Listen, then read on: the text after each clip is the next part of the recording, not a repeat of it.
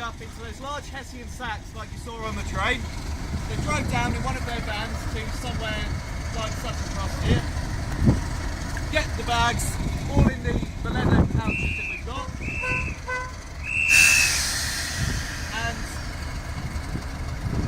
And they were hoisted up onto the standard.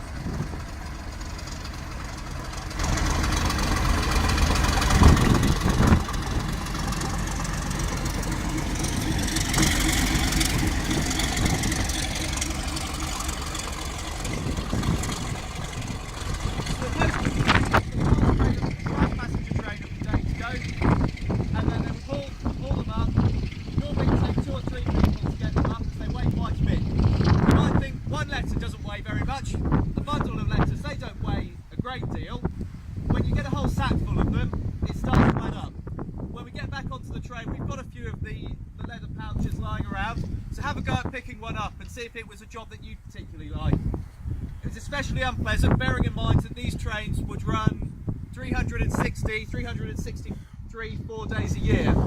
So these guys would be out come rain or shine or blizzard. So it wasn't the best of jobs coming up here.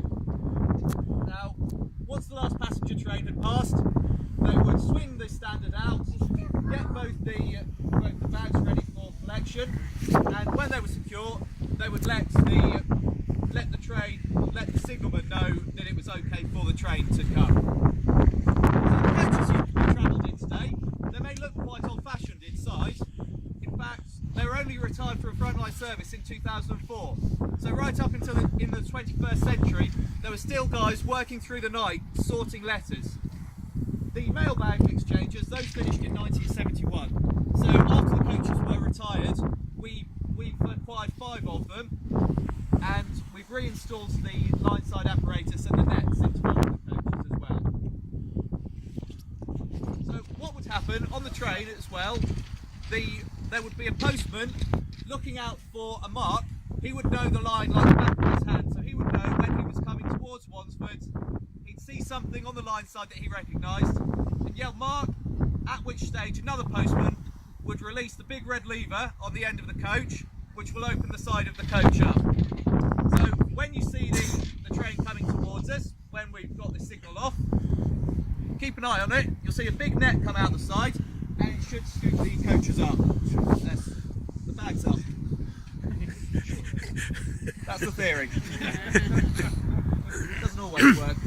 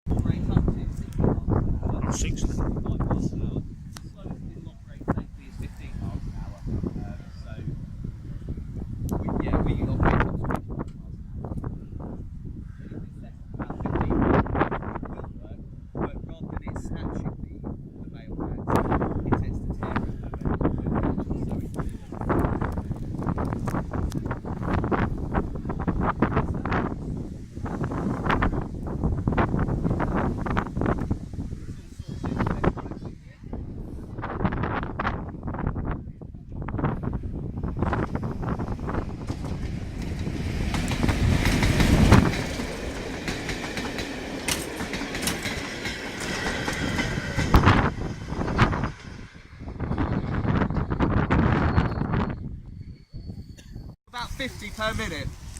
To get the job, you'd have to sort at least 1,000 to make the grade. So these were the top sorters within the post office. They were hand-picked from the local offices to work on the TPOs. We've got quite a few letters in one of the coaches today, so when we get back on, feel free to have a go at sorting letters. Time yourself for a minute and see if you get the job. Also, it wasn't a particularly pleasant job as well. As you can see, with the doors open, you can imagine going through the night, quite a lot of cold air in. They have a single heat pipe through the roof, which, as you can imagine, isn't particularly effective.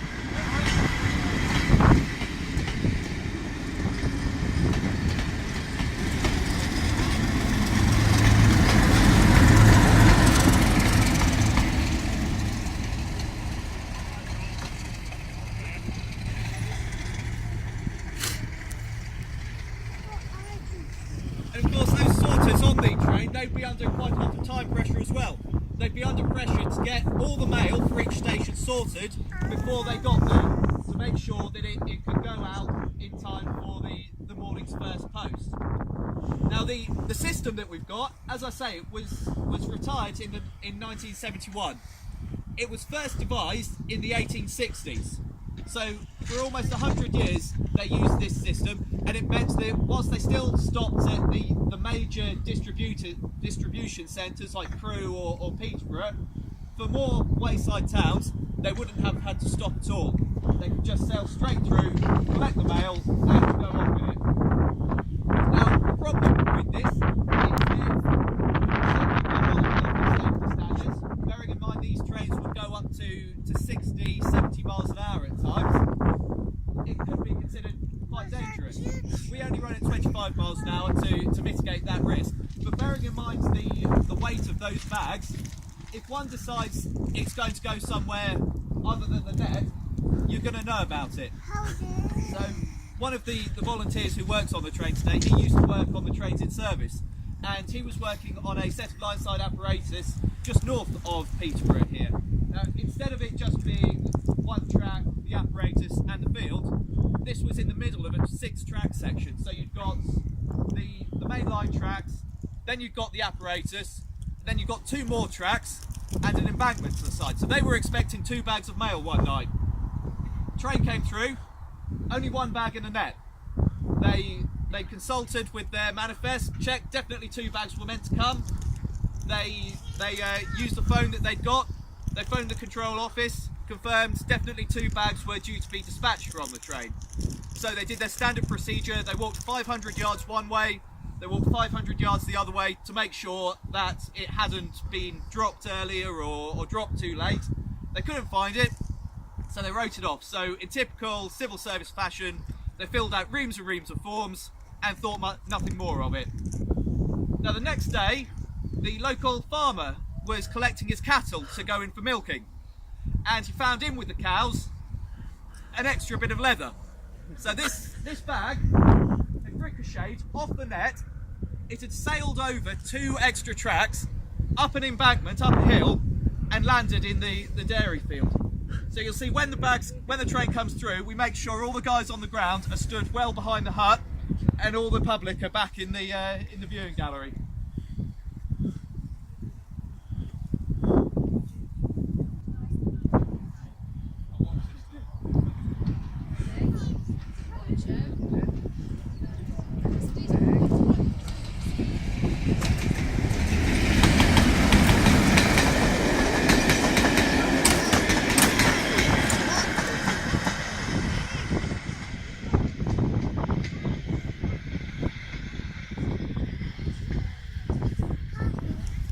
Just in case you missed it the first couple of times, we'll do it one last time before we get you back on the train. And as I say, we've got these 2 coaches that are currently operational, and we've refitted the nets to one of them.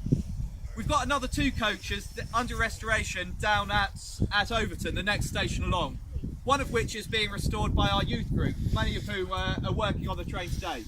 It's all restored through donations and all done in the youth group spare time. So if you've got any loose change or any small children that you want to donate, we've got a bucket when we get back to Wanstead. Feel free to throw them in and we can put them to good use as well.